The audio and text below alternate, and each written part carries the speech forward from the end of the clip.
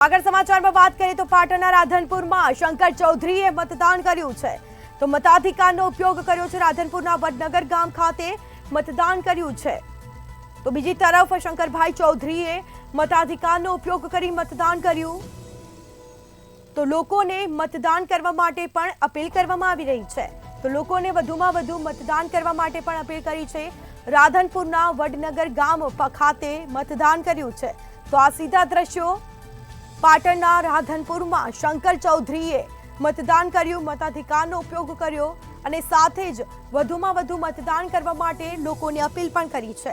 રાધનપુરના વડનગર ખાતે મતદાન કર્યું, શંકર ચૌધરીએ મતાધિકારનો ઉપયોગ કર્યો। ના કર્યું તો તાત્કાલિક નીકળવું જોઈએ। દેશ હિત માટે ખૂબ જરૂરી છે મતદાન। આપણા એક મતના કારણે દેશમાં સશક્ત સરકાર બની શકે છે। આપણા એક મતના કારણે હિન્દુસ્તાન વિશ્વની ત્રીજા નંબરની આર્થિક મહાસત્તા બની શકે છે। આપણા એક મતના કારણે ભારતની અંદર સ્ટેબલ ગવર્મેન્ટ બની શકે છે। ગરીબમાં ગરીબ માણસને મદદ કરવાનું કામ ગવર્મેન્ટના માધ્યમથી કરી શકાય છે। એટલે આપણે બધાએ મતદારોને મારી ખાસ કરીને આગ્રહભરી વિનંતી હતી, ઘરથી બહાર નીકળીને રાષ્ટ્રહિત માટે પૂરેપૂરું મતદાન કરો।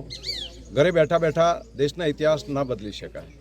દેશના ઇતિહાસ બનાવવા માટે, હિન્દુસ્તાનને હજુ વધારે સશક્ત બનાવવા માટે તમામ મતદારો ઘરથી બહાર નીકળીને મતદાન સુધી પહોંચે અને રાષ્ટ્રહિત માટે પૂરેપૂરું મતદાન કરે।